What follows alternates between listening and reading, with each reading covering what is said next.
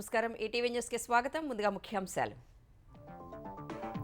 రాత్రంతా ఢిల్లీ ఈడీ ఆఫీసులోనే కవిత నేడు కోర్టు ముందుకు భారాస ఎమ్మెల్సీ రాష్ట్రవ్యాప్త ఆందోళనలకు గులాబీ పార్టీ పిలుపు నేడు ఉమ్మడి పాలమూరు జిల్లాలో ప్రధాని పర్యటన నాగర్ కర్నూల్ బహిరంగ సభలో పాల్గొనున్న మోదీ కమలం శ్రేణులకు దిశానిర్దేశం తెలంగాణలో సమగ్ర కులగణనకు ప్రభుత్వం ఉత్తర్వులు 150 కోట్ల ఖర్చుతో ప్రక్రియ త్వరలో విధి విధానాల ప్రకటన జగన్ పాలనలో నష్టాల ఊబిలో ఆక్వా రైతులు విద్యుత్ ఛార్జీలు సిండికేట్ దందాతో 2 ఏళ్లలో 15,000 కోట్ల నష్టం నిర్లక్ష్యం వీడని వైకాపా సర్కార్ ఇవాళ మోగనున్న సార్వత్రిక ఎన్నికల నగారా మధ్యాహ్నం 3 గంటలకు లోక్సభ 4 రాష్ట్రాల అసెంబ్లీ షెడ్యూల్ విడుదల ఏపీ పోలింగ్ తేదీలపై ఉత్కంఠ ఏపీలో ఎన్నికల కార్యాచరణపై సీఈఓ మార్గదర్శకాలు ప్రచారంలో పాల్గొనే ప్రభుత్వ ఉద్యోగులపై కఠిన చర్యలు అతిథి గృహాలు ఖాళీ చేయాలని ఆదేశం ఎన్నికల బాండ్లు ప్రపంచంలోనే అతిపెద్ద దోపిడీ అన్న రాహుల్ గాంధీ భాజపా ఈ నిధులను ప్రభుత్వాల కూల్చివేతకు ఉపయోగించిందని విమర్శ ఎలక్టోరల్ బాండ్లను సమర్థించిన అమిత్ షా రద్దు బదులు సంస్కరిస్తే బాగుండేదన్న కేంద్ర హోంమంత్రి సుప్రీంకోర్టు తీర్పును గౌరవిస్తున్నట్లు వెల్లడి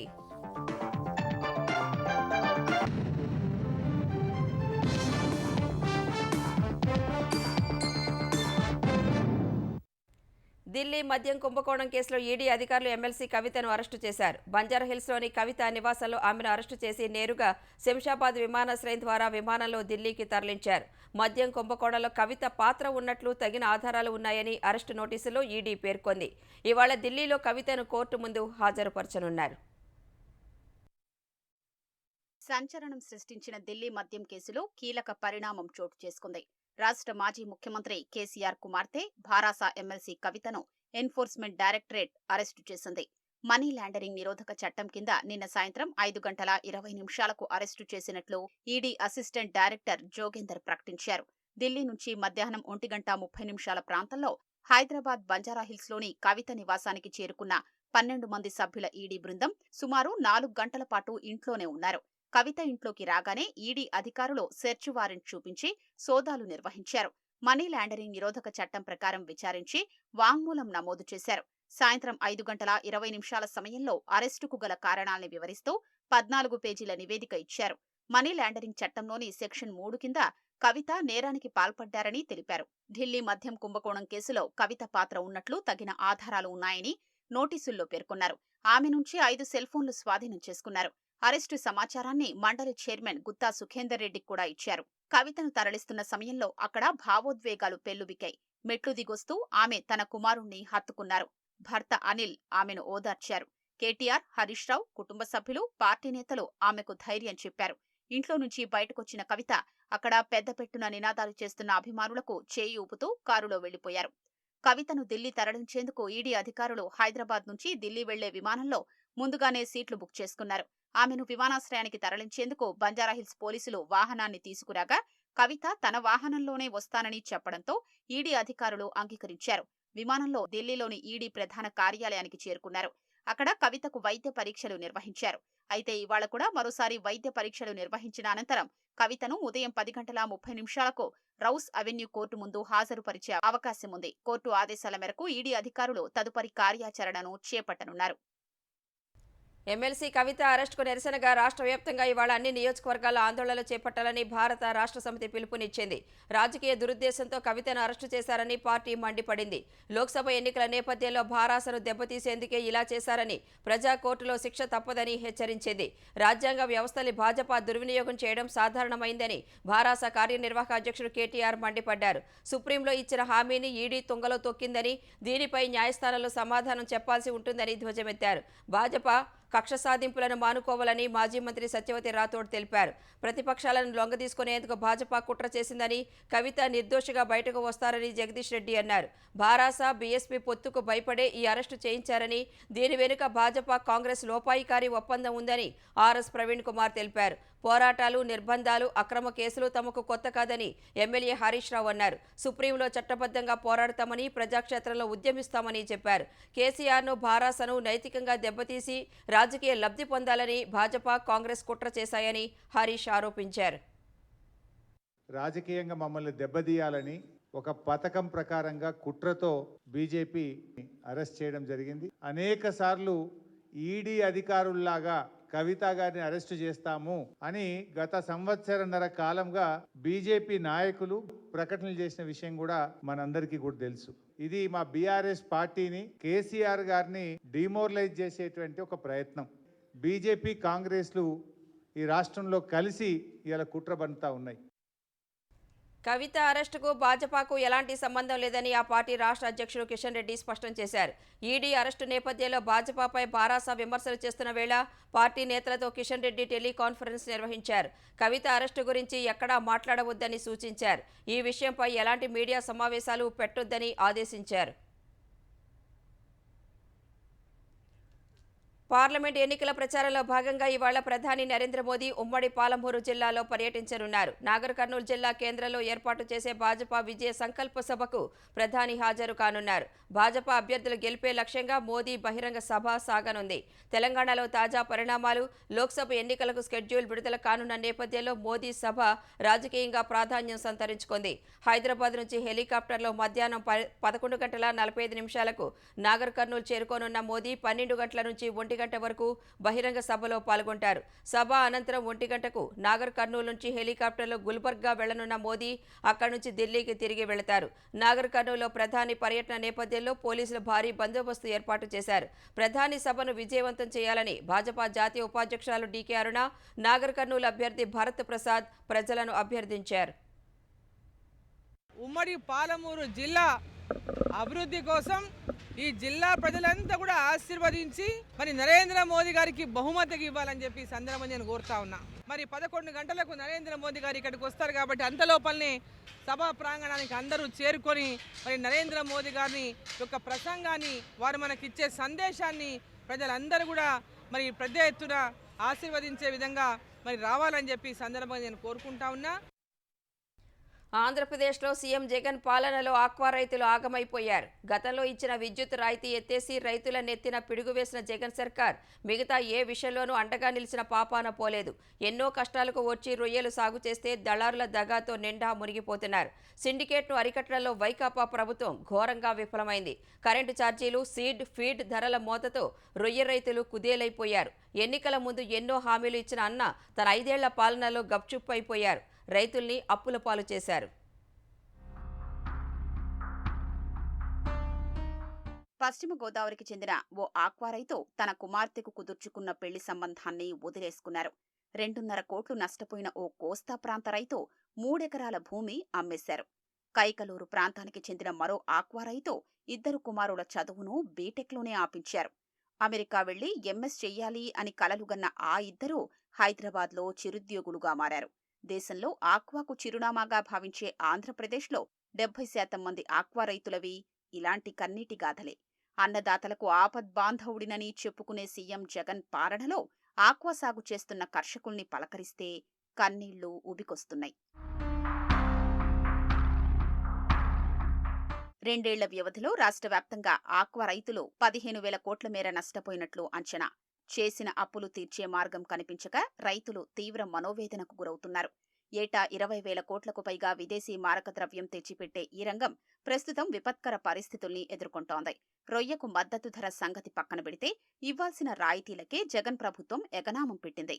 ఆక్వా జోన్ల పేరిట కొంతమందికే ఇచ్చి చేతులు దులిపేసుకుంటోంది. రాష్ట్రంలో ఉమ్మడి తూర్పు, పశ్చిమ గోదావరి జిల్లాలు, కృష్ణా, ప్రకాశం, గుంటూరు, నెల్లూరు జిల్లాల్లో సుమారు 3.5 లక్షల ఎకరాల్లో రొయ్యల సాగు చేపట్టినట్లు అంచనా. దీనిలో 60% ఆక్వాజోన్ పరిధిలో ఉంటే మిగిలిన 40% వ్యవసాయ పరిధిలోనే ఉంటాయి. రొయ్యల చెరువులో ఆక్సిజన్ సరఫరాకు అంతరాయం లేకుండా నిరంతరం ఏరియేటర్లు తిప్పుతుండాలి. ఆక్వా సాగు చేసే రైతులకు యూనిట్ ₹50 చొప్పున విద్యుత్ రాయితీ ఇచ్చేవారు. వైఎస్ జగన్ సీఎం అయ్యాక దానికి పరిమితులు విధించారు. 5 ఎకరాల్లోపు సాగు చేస్తున్న ఆక్వా జోన్లోని రైతులకు మాత్రమే ఈ రాయితీ అమల్లోకి తెచ్చారు. 5 ఎకరాలకు పైగా సాగు చేసే రైతులు యూనిట్కు రూ. 3.85 చొప్పున చెల్లించారనే నిబంధన విధించారు.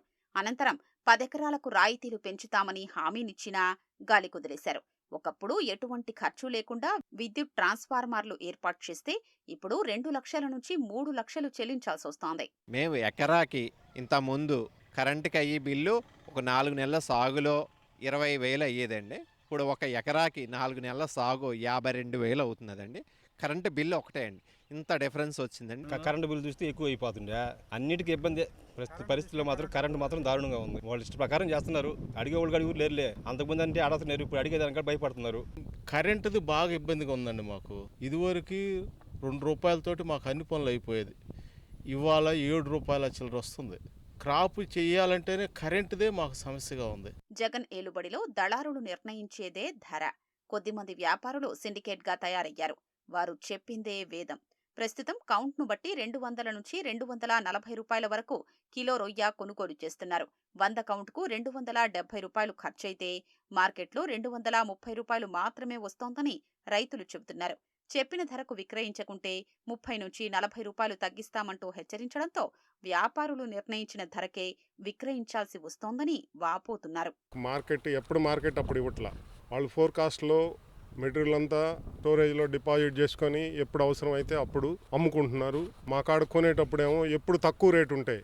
రైతుకి ఎప్పుడైతే ప్రాబ్లం ఉంటుందో, రైతు ప్రాబ్లమ్స్ కానీ ఏదన్నా ఫేస్ చేసేటప్పుడు ఆ ప్రాబ్లం వచ్చిన రోజల్లా తక్కువ రేటు పడేసి మా దగ్గర నుంచి కొనుక్కెళ్ళి వాళ్ళు స్టోరేజ్లో పెట్టుకొని 3 నెలలకు 4 నెలలకు ఎప్పుడో వాళ్ళు ఇష్టం వచ్చినట్టు వాళ్ళు అమ్ముకుంటున్నారు. రొయ్య పిల్లలు మేత నాణ్యతపై పట్టించుకునే నాథుడే లేడు.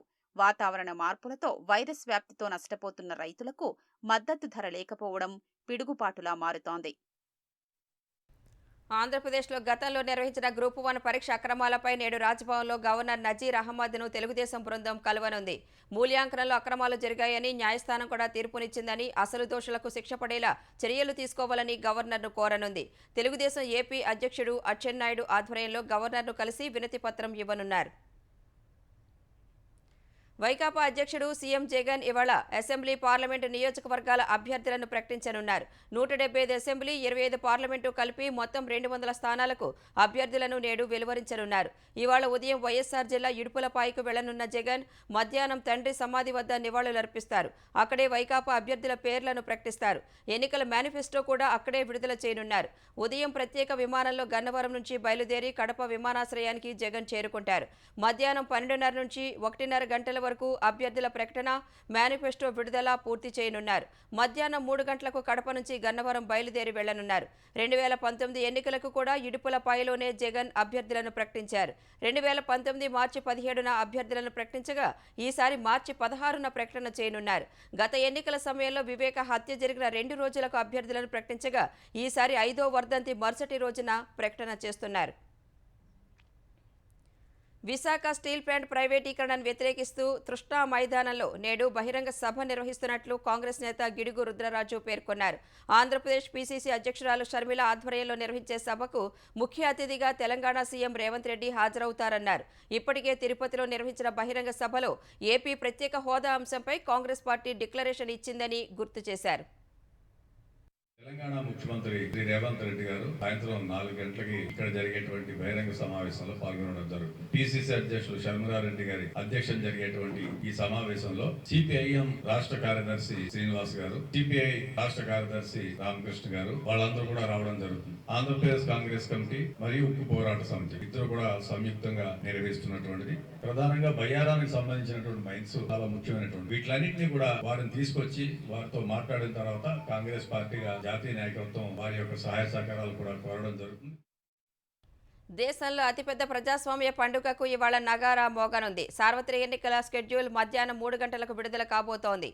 విజ్ఞాన భవన్లో జరిగే విలేకరుల సమావేశంలో కేంద్ర ఎన్నికల సంఘం ప్రధాన కమిషనర్ రాజీవ్ కుమార్, మిగిలిన 2 కమిషనర్లు జ్ఞానేష్ కుమార్, సుఖ్బీర్ సింగ్ సంధుతో కలిసి 18వ లోక్సభతో పాటు ఏపీ, ఒడిషా, అరుణాచల్, సిక్కిం రాష్ట్రాల అసెంబ్లీ ఎన్నికల తేదీలను ప్రకటిస్తారు. షెడ్యూల్ విడుదలైన వెంటనే దేశవ్యాప్తంగా ఎన్నికల కోడ్ అమల్లోకి రానుంది. ఇందుకు సంబంధించిన పత్రికా ప్రకటనను ఎన్నికల సంఘం శుక్రవారం మధ్యాహ్నం విడుదల చేసింది. కేంద్రపాలిత ప్రాంతం జమ్మూ కాశ్మీర్ శాసనసభకు ఎన్నికల తేదీలు ప్రకటిస్తారా లేదా అనే విషయమై స్పష్టత లేదు. 2004లో 4, 2009లో 5, 2014లో 9, 2019లో 7 దశల్లో జరిగిన ఎన్నికలు ఈసారి ఎన్ని దశల్లో సాగుతాయన్న ఉత్కంఠ నెలకొంది.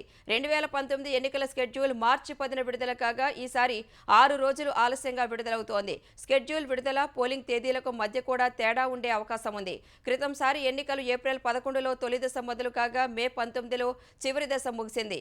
మే 23న ఓట్ల లెక్కింపు జరిగింది.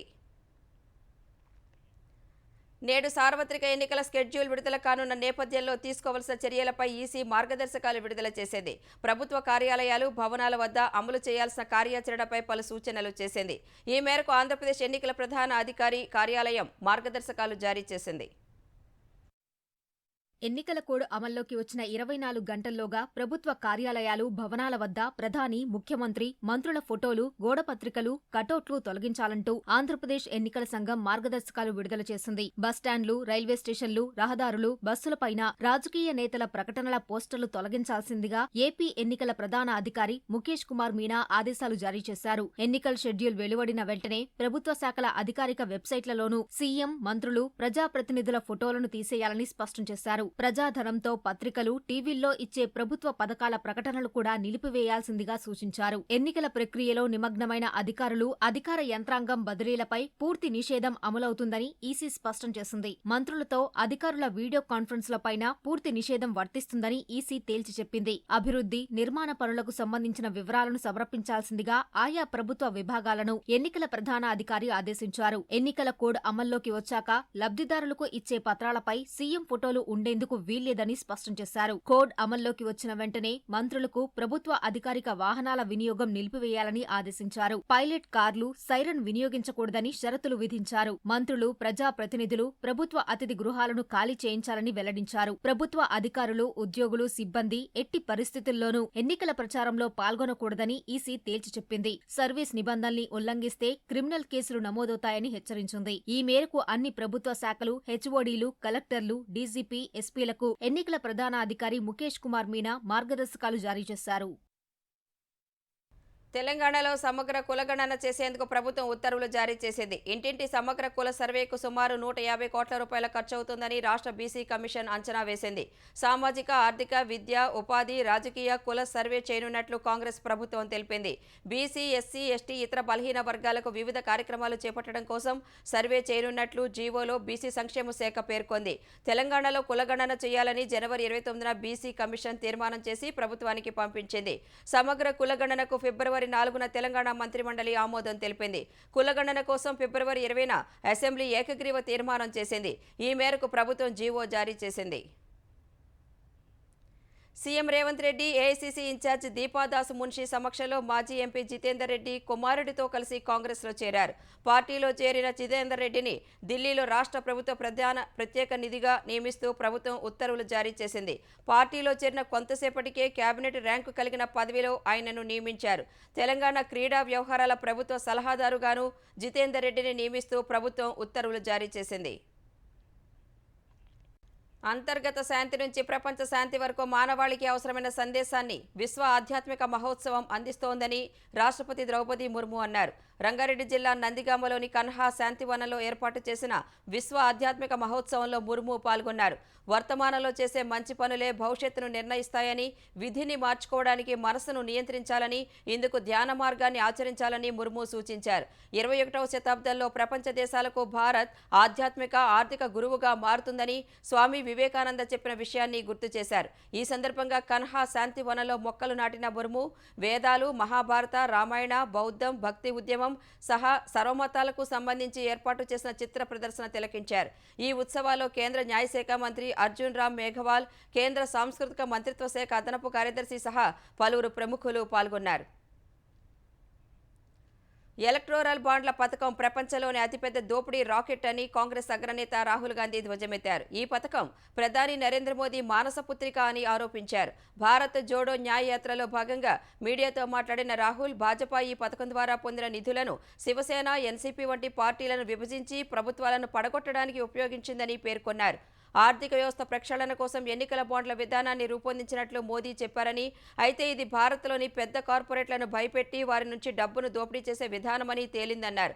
చాలా కార్పొరేట్ సంస్థలు కేంద్రం నుంచి కాంట్రాక్టులను పొందాక భాజపాకు ఎలక్టోరల్ బాండ్లను విరాళంగా ఇచ్చాయన్నారు. కేంద్రం, ఈడీ, సీబీఐలతో కొందరు కార్పొరేట్లను వేధించి విరాళాలు ఇచ్చేలా ఒత్తిడి చేశారని పేర్కొన్నారు. ఇలాంటి చర్యల్లో ఎన్డీఏ సర్కార్కు సాయం చేసిన అధికారులకు ప్రభుత్వం మారిన తరువాత ఖచ్చితంగా శిక్షిస్తామని హెచ్చరించారు. కేంద్రం తీసుకొచ్చిన ఎన్నికల బాండ్ల పథకాన్ని రద్దు చేస్తూ సుప్రీంకోర్టు తీసుకున్న నిర్ణయాన్ని గౌరవిస్తున్నట్లు కేంద్ర హోంమంత్రి అమిత్ షా తెలిపారు. అయితే ఆ పథకాన్ని పూర్తిగా రద్దు చేయకుండా కొన్ని సంస్కరణలు చేస్తే బాగుండేదని అభిప్రాయపడ్డారు. భారత రాజకీయాల్లో నల్లధనం ఆధిపత్యాన్ని అంతం చేయడానికి ఆ పథకం ఒక ప్రయత్నమని వివరించారు. ఆ విధానం వల్ల విరాళాల్లో గోప్యతకు ఆస్కారం లేకుండా ఉండేదని, పార్టీలు, దాతల బ్యాంకు ఖాతాలలో ఎవరెంత డబ్బిచ్చారో కనిపించేదని గుర్తు చేశారు. ఇంతకుముందు విరాళాల సేకరణ నగదు రూపంలో జరిగేదని, ఈ పథకం వచ్చాక దాతలు ఖచ్చితంగా ఆర్బీఐకు చెక్కును సమర్పించాల్సి ఉండటం వల్ల పారదర్శకత ఉండేదన్నారు. ఎన్నికల బాండ్ల విధానాన్ని అతిపెద్ద దోపిడీ అని రాహుల్ గాంధీ విమర్శిస్తున్నారని మండిపడ్డారు. ఈ బాండ్ల ద్వారా ఇప్పటి వరకు 20,000 కోట్లు సమకూరితే భాజపాకు 6,000 కోట్లే వచ్చాయని, మిగిలిన 14,000 కోట్లు ఇతర పార్టీలకే వెళ్లాయని గుర్తు చేశారు.